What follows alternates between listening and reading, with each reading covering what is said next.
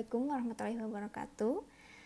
Nah, di video kali ini kita akan coba menggunakan metode Routh-Harwitz untuk aplikasi yang sedikit berbeda ya dari sebelumnya.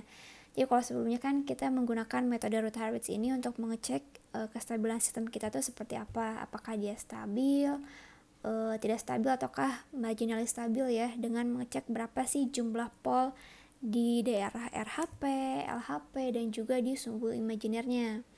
Nah, sekarang kita akan coba mengaplikasikan metode ini untuk untuk menentukan suatu gain dari sistem kita. Jadi metode Routh-Harwitz ini bisa juga nih kita gunakan untuk menentukan nilai parameter dari fungsi transfer sistem kita. Misal nih, kita punya sistem kayak gini ya, bentuknya di diagram blok ini, di mana di fungsi transfernya di sini ada parameter K atau biasanya disebut sebagai gain ya, kayak gini. Nah, dengan menggunakan Routh-Harwitz itu sebetulnya bisa kita peroleh berapa sih nilai K ini, kayak gitu. Dan tentunya masih ada hubungannya dengan kestabilan sistem. Jadi kita bisa cari berapa sih nilai K yang bisa membuat sistem kita stabil, atau berapa sih nilai K yang bisa membuat sistem kita jadi enggak stabil atau bahkan menjadi marginally stable, kayak gitu. Itu adalah aplikasi lain ya dari penggunaan metode Routh-Harwitz ini. Nah, gimana caranya? Jadi pertama tentunya kita tetap membutuhkan closed loop fungsi transfer ya dari sistem kita ini. Kita cari dulu closed loop fungsi transfernya seperti apa. Ini harusnya seperti ini sih. Ini bisa kalian coba buktikan ya, benar apa salah fungsi transfer closed loopnya seperti ini. Nah, kalau udah seperti ini, itu kita sama juga, kita buat dulu root table-nya. Jadi dari polinomial yang bawah sini ya, kita akan punya S pangkat 3 sampai S pangkat 0. Lalu untuk koefisiennya, berarti di sebelah sini kita akan punya 1 dan juga 77 ya, ini dan ini. Dan di baris kedua berarti akan punya 18 dan K, kayak gitu. Nah, nanti untuk mengecek nilai K, kita lengkapi dulu aja root table-nya. Yang di bagian S1 ini berarti sesuai dengan yang di rumusnya ya. Berarti kita akan punya negatif determinan dari 1,18,77 K dibagi dengan 18 ya. Kayak gini. Ini kalian coba hitung, harusnya sih seperti ini hasilnya gitu. Coba ya buktikan ya, biar kalian juga ngotret gitu, biar nggak cuma ngebayangin aja. Nah, kalau udah kayak gini, lalu yang bagian sebelah kanannya otomatis akan 0 ya, atau bisa kita hilangkan juga. Karena kan kalau di bagian sebelah kanan ini, di bagian sini kan dia nanti kita akan punya negatif determinan dari 1 dan 18, lalu sebesarnya karena nggak ada angka, berarti kita buat 0 dan 0 aja ya, dibagi dengan 18. Ini kan determinannya dia akan sama dengan 0 nih. Makanya di sini kita kosongkan. Dan yang bagian bawah sini sama juga nih, pakai cara yang awal ini. Cari determinan dari ini berarti ya, ini dan ini, determinannya berapa, lalu dibagi dengan si ini. Gitu. Dia harusnya sih nanti hasilnya adalah K ini ya. Gitu. Lalu kalau setelah kalian peroleh root table-nya, itu sekarang kan yang diminta kalian itu diminta untuk mencari apa nih tadi, range dari nilai K agar sistemnya ini stabil, unstable, dan juga marginal stable ya. Jadi kan ada 3 kondisi nih. Jadi pertama kita coba cek dulu untuk nilai K ini. Jadi K ini kan dia nilainya kalau dari sebelah sini berarti bisa jadi dia kurang dari 1386 atau bisa jadi lebih dari 1386 atau bahkan sama dengan 1386 ya kalau dari sini. Berarti pertama kita cek dulu nih untuk yang saat nilai K-nya asumsi dia kurang dari 1386. Ini 1386 dari sini ya, dari bentuk si root table yang kita punya ini.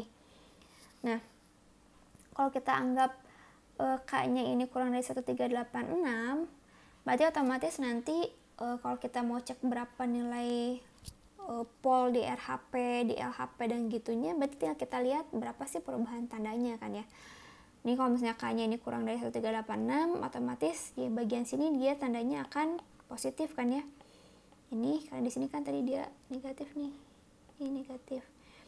Gitu, lalu sebelah atasnya juga sama, ini positif, bagian bawah juga positif berarti ya. Nah, karena di sini tidak ada perubahan tanda, otomatis kita tidak akan memiliki pol di RHP, atau artinya keseluruhan polnya 3 buah pol ini karena dia order 3, dia akan ada di LHP semua, di left half plane. Nah, karena semuanya di bagian kiri, otomatis bisa kita simpulkan bahwa sistem kita akan stabil gitu. Jadi sistem ini dia nilainya, jadi nilai range K-nya ini saat sistem kita itu masih bersifat stabil itu ada di yang sebelah sini. Saat K-nya kurang dari 1386, otomatis nanti sistem kita dia sifatnya masih stabil kayak gitu ya. Itu kondisi yang pertama nih, yang bagian stable tuh udah. Lalu selanjutnya asumsi yang kedua, kita anggap saat nilai K-nya lebih dari 1386 di sini. Nah, kalau K-nya lebih dari 1386, otomatis nanti tandanya di sini akan negatif ya. Di sini masih positif, ini juga sama masih positif. Nah, nanti kita akan lihat nih di sini ada perubahan tanda 2 kali.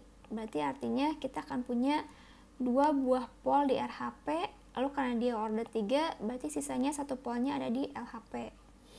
Dan karena kita punya di RHP, otomatis sistem kita dia unstable gitu ya. Nah, yang terakhir kita akan asumsikan nilai K-nya ini sama dengan 1386.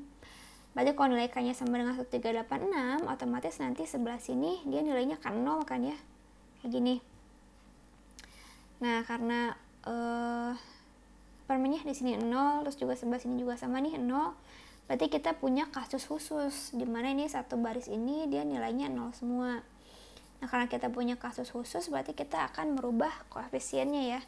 Jadi cara merubahnya, kalau kalian masih ingat, kita cari dulu nih polinomial baru PS misalnya, dia nilainya atau koefisiennya sama seperti baris yang sebelumnya, karena kan 0 semua nih ada di yang bagian bawah sini ya. Berarti nanti PS-nya itu adalah sama seperti yang ada di S pangkat 2 ini, kita punya 18S kuadrat ditambah dengan 1386 S pangkat 0 gitu. Lalu setelah itu kita turunkan 1 kali, berarti kita akan punya 36S tambah 0. Nanti koefisien sebelah sinilah yang kita gunakan untuk mengganti elemen yang nilainya 0 semua ini. Jadi kita akan punya 36 dan juga 0 ya. Ini ada 36, ini ada 0. Gitu. Nah, setelah memperoleh seperti ini, baru yang bagian bawahnya nih dia kan K ya. Kita anggap tadi K-nya sama dengan 1386. Berarti di sini ada 1386 juga. Nah, untuk mengecek kestabilan sistemnya untuk yang seperti ini, tinggal kita cek lagi kayak tadi biasa. Jadi karena di sini ada satu row yang isinya 0 semua, otomatis kita akan punya pol di titik J omega ya, atau di sumbu imajiner. Nah, jumlahnya berapa? Ini karena dia startnya di sini di saat order S pangkat 1, dimana di bagian sini kan dia turun 2 kali ke bawah, sebanyak 2 kali ya. Berarti harusnya dia akan punya 2 buah pol nih di J omega akses, di sumbu J omega maksudnya gitu.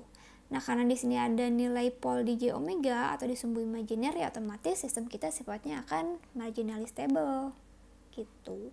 Jadi si sistem ini akan bersifat marginally stable kalau emang nilai K-nya dia sama dengan 1386.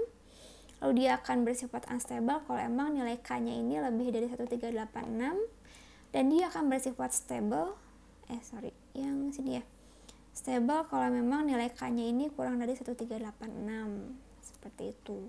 Jadi ini adalah aplikasi lain ya dari Routh-Hurwitz. Oke, sebelum masuk ke state space, untuk yang aplikasi lainnya ini cukup sampai di sini. Semoga bisa dipahami. Assalamualaikum warahmatullahi wabarakatuh.